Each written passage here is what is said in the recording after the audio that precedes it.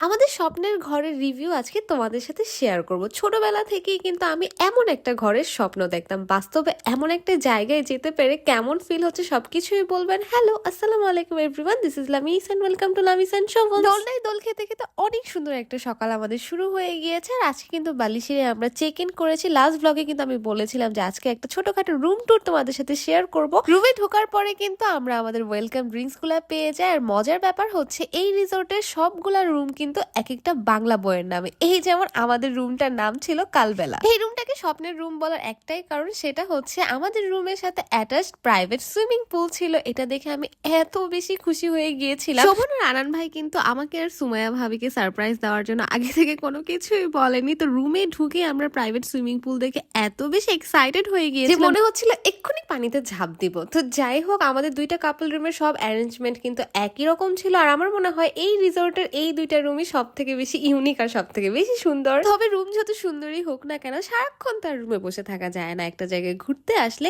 এর আগেও কিন্তু আমি দুইবার শ্রীমঙ্গলে এসেছি। একবার এসেছিলাম আমার প্যারেন্টস এর সাথে, একবার এসেছিলাম আমার কাজিনদের সাথে।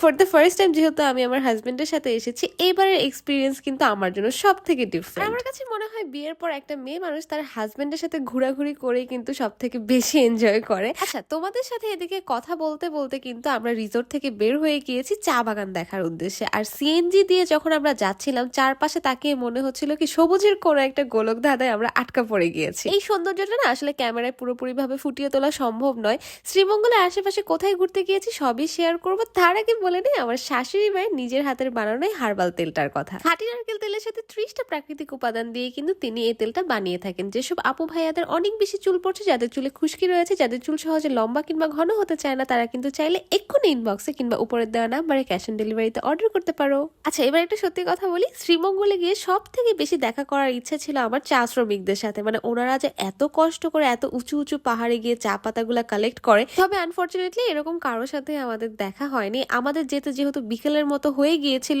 হয়তোবা এই টাইমটা চা পাতা কালেক্ট করার জন্য না, অথবা সিজনটাও চা পাতা কালেক্ট করার মতো না, আমি এক্স্যাক্টলি জানি না। তোমরা কেউ জেনে থাকলে আমাকে অবশ্যই কিন্তু কমেন্ট করে জানাবে। এদিকে চা বাগান থেকে বের হয়ে কিন্তু আমরা একটা পার্কে চলে যাই। এই পার্কটার নাম আসলে আমার মনে নাই। আর শোভন তো যেখানেই যাবে একটা কুকুর অথবা বিড়ালের সাথে ওর কিন্তু সখ্যতা হয়ে যাবে। এখান থেকে বের হয়ে সিএনজি এলাম। আমাকে আমরা জিজ্ঞেস করলাম এরপর কোথায় যাওয়া যায়। তো উনি আমাদেরকে বললো শ্রীমঙ্গলে যারাই ঘুরতে আসে একবার হলেও নাকি লাউয়াছড়া উদ্যানটা দেখে যায়। তো আমরা সিএনজি ওয়ালাম আমার কথা শুনে কিন্তু ফাইনালি লাউয়াছড়া উদ্যানে চলেই আসি। যদিও আমরা জঙ্গলের খুব বেশি ভেতরে ঢুকি নাই, কারণ সন্ধ্যা হয়ে যাচ্ছিল। আর এখানে বসেই কিন্তু আমরা সবাই মিলে চা নাস্তাটা করে ফেলি। আর একটা ব্যাপার হচ্ছে, সিলেটে ঘুরতে এসে যদি বাসার সবার জন্য চা পাতাই না নিয়ে যায় তাহলে কি রক্ষা থাকবে, তোমরাই বলো। তো আমি শোভনকে ইশারা দিচ্ছিলাম যে এই দোকান থেকে আমরা চা পাতা কিনে ফেলি, কারণ এই দোকানের চা খাওয়ার পরেই না আমার কাছে বেশ ফ্রেশ মনে হচ্ছিল। শোভন আর আনন্দ ভাই মিলে কিন্তু প্রায় 5-6 কেজি চা পাতা কিনে ফেলেছিল। আর আমি এখানে বসেই 2-3 কাপ চা খেয়ে ফেলেছি, কারণ আমার কাছে এত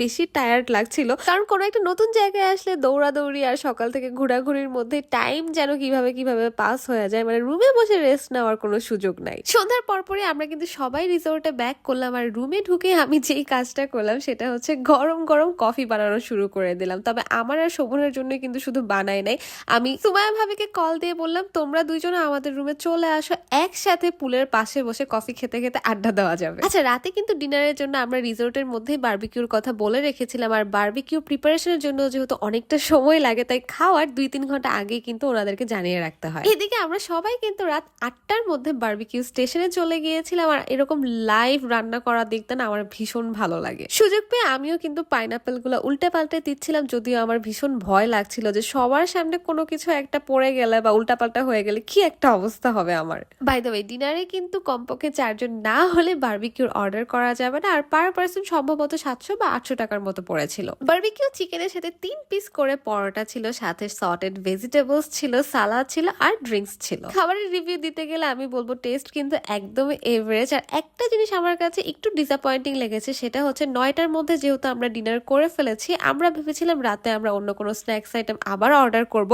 কিন্তু আসলে এই রিসোর্টে ডিনারের পর আরো কোনো কিছুই অর্ডার করা যায় না, যেটা আমি অন্যান্য রিসোর্টগুলোতে আসলে দেখি নাই। তবে যাই হোক, ব্যাপার না, সবকিছুরই ভালো মন্দের দুইটা সাইডই থাকে। আর এদিকে রাতে কনকনে ঠান্ডার মধ্যে কিন্তু আমাদের পুল পার্টি শুরু হয়ে গিয়েছিল। আজকের মতো ব্লগ এ পর্যন্তই। কেমন লেগেছে তা অবশ্যই জানাবে। Thanks for watching. Tata, bye bye, আল্লাহ হাফেজ।